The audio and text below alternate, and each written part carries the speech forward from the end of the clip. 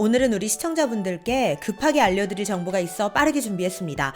그건 바로 2023년부터 새로 적용되는 다양한 교통법규 사항들인데요. 미리 핵심 키워드만 알려드리자면 차선과 신호등을 주의하셔야 합니다. 이건 원래 잘 지켜야 하는 거잖아 라고 생각하실 수도 있겠지만 바뀌는 내용을 제대로 모르고 있다가 무심코 평소처럼 운전했다가는 범칙금 또는 과태료 폭탄을 맞을 수 있기 때문에 반드시 미리 알고 주의하셔야 합니다. 그래서 준비했습니다. 최근 운전자들 사이에서 난리난 새로 생긴 법규 사항들, 어떤 걸 주의해야 하는지, 어떤 경우에 범칙금, 과태료가 날아오는지 오늘 확실하게 알려드리겠습니다. 또한 오늘 내용 보시고 우리 시니어님들의 생각은 어떠신지 댓글로도 자유롭게 남겨주시면 감사하겠습니다. 시니어 전성시대 지금 시작합니다.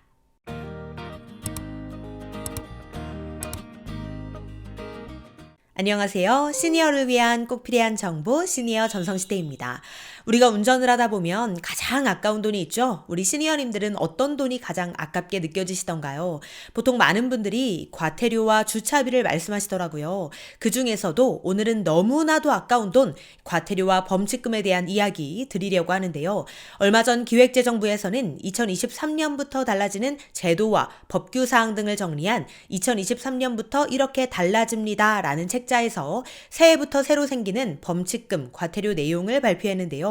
크게 세 가지 내용을 주의하셔야 합니다. 자, 우선 첫 번째, 우회전입니다. 작년에 도로교통법 관련 내용 중 가장 뜨거웠던 이슈가 뭐였는지 기억하시나요? 네, 맞습니다. 바로 교차로 우회전이었는데요. 이거 아직도 헷갈리시는 분들 계실까요? 그런데 2023년 올해부터는 전방 차량 신호가 빨간불일 때 우회전하려는 차량은 반드시 일시정지 의무를 지켜야 합니다. 또한 보행자 사고가 빈번한 곳이나 대각선 횡단보도가 설치된 곳에서는 우회전 신호등 설치가 의무화가 되는데요. 우회전 신호등이 설치된 곳에서는 운전자가 비보호 우회전을 할 수 없습니다. 즉, 우회전 신호에 맞게 우회전을 할 수 있다는 거죠. 아무래도 우회전 신호등이 설치되면 그동안 혼란이 많았던 우회전에 대한 다양한 논란들이 조금은 사그라들 수 있지 않을까 생각도 드는데요. 우회전 신호등은 2022년 8월 25일 행안부가 발표한 제1차 국가보행안전 및 편의증진 기본계획에 따라 일부 지역에 이미 시범 도입되었는데요. 서울, 인천, 대전, 울산 등에 시범 설치되었고 실제 운전자와 보행자들 사이에 긍정적인 반응이 있었다고 합니다.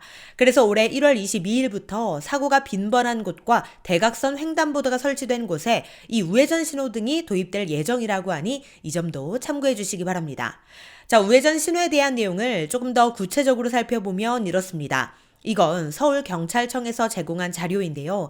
만약 전방 차량 신호가 적색인 경우라면 우회전 차량은 반드시 정지한 후 보행자가 통행을 하거나 또는 통행하려고 할 때 통행 종료 시까지 정지해 있어야 합니다. 보행자가 통행하지 않는 경우라면 서행하며 우회전을 해도 좋습니다. 하지만 여기서 중요한 건 차량 신호가 적색인 경우 우회전 차량은 반드시 정지를 한 후에 이후 계속 정지를 해 있든 보행자가 없으면 서행하면서 우회전을 하든 해야 한다는 겁니다. 자, 그렇다면 반대로 전방 차량 신호가 녹색인 경우에는 어떨까요? 이 경우는 딱 두 가지만 기억하시면 되는데요. 보행자가 통행 또는 통행하려고 할 때에는 일시정지하시고 보행자가 통행하지 않을 때에는 서행하며 우회전하시면 됩니다. 자, 새해부터 새로 생기는 범칙금 과태료 그 두 번째는 바로 차선 계속 밟고 주행하기입니다. 정식 명칭은 바로 차로 통행 준수 의무 위반인데요. 쉽게 말해 차선을 계속 밟고 운전하는 걸 의미합니다. 즉 차로를 변경할 것도 아닌데 변경하려는 상황도 아닌데 차선을 계속 물고 주행을 하는 걸 의미하는 거죠. 운전이 미숙하거나 운전 중 휴대폰을 사용한다거나 이런 경우에도 차선을 물고 주행할 때가 있지만 보통 택시들이 이렇게 운전하는 경우가 종종 있다고 하는데요.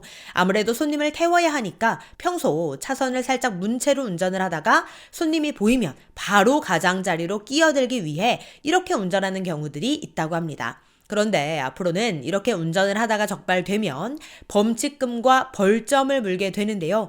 2023년 1월 1일부터니까 이미 시행된 내용입니다. 단속에 걸리면 범칙금 3만 원에 벌점 10점이 부과되는데요. 평소에 나는 차선을 좀 물고 주행하는 편이다. 내 운전 습관이 그렇다 하는 분들께서는 특히 더 주의하셔야겠습니다. 우리 시니어님들의 생각은 어떠신지 자유롭게 댓글로 남겨주시면 감사하겠습니다. 자, 새해부터 새로 생기는 범칙금 과태료 그 세 번째는 바로 주차장 내 자전거와 손수레인데요. 현행 도로교통법상 주정차 차량과 사고를 낸 후 그냥 가버리면 인적사항 제공 의무 위반을 근거로 범칙금을 부과할 수 있는데요. 그런데 이게 자전거, 손수레 등 일부 차종에 대해선 적용되지 않아 형평성에 문제가 있었습니다. 즉 쉽게 말해 자전거가 주정차되어 있는 차량에 갖다 박았는데 인적사항을 제공하지 않고 그냥 가버려도 범칙금을 물지 않아도 되었다는 거죠. 대신 정식 형사 절차에 의한 형사 처분만 가능했습니다. 또 고의로 파손을 하고 물피 도주한 경우에는 재물 손괴죄로 이어질 수 있고요. 그런데 주차된 차량에 탑승객이 있었다. 이런 경우엔 그냥 가버리게 되면 사고 후 미조치에 해당돼서 5년 이하의 징역이나 1,500만 원 이하의 벌금형에 처해질 수 있습니다. 그럼에도 불구하고 인적사항 제공 의무가 이 자동차에만 적용이 되고 자전거, 손수레는 해당 사항이 없어서 불합리하다는 경찰청 의견에 따라 범칙금 조항이 추가되었다고 하는데요. 앞으로는 자전거와 손수레에도 이 조항이 적용되어 주정차 차량과 사고를 낸 후 그냥 가버리면 범칙금 6만 원이 부과될 수 있으니 이 점 꼭 주의하시기 바랍니다. 네, 오늘은 새해부터 적용되는 범칙금, 과태료에 대한 정보 알려드렸는데요. 평소 습관대로 무심코 운전하다가 범칙금과 과태료를 물 수 있는 상황들이 많으니 오늘 내용 꼭 기억하시고 절대 아까운 돈 나가는 일 없으시길 바랍니다. 또한 우리 시니어님들의 의견은 어떠신지도 댓글로 자유롭게 공유 부탁드릴게요. 그럼 오늘도 편안한 하루 보내세요. 감사합니다.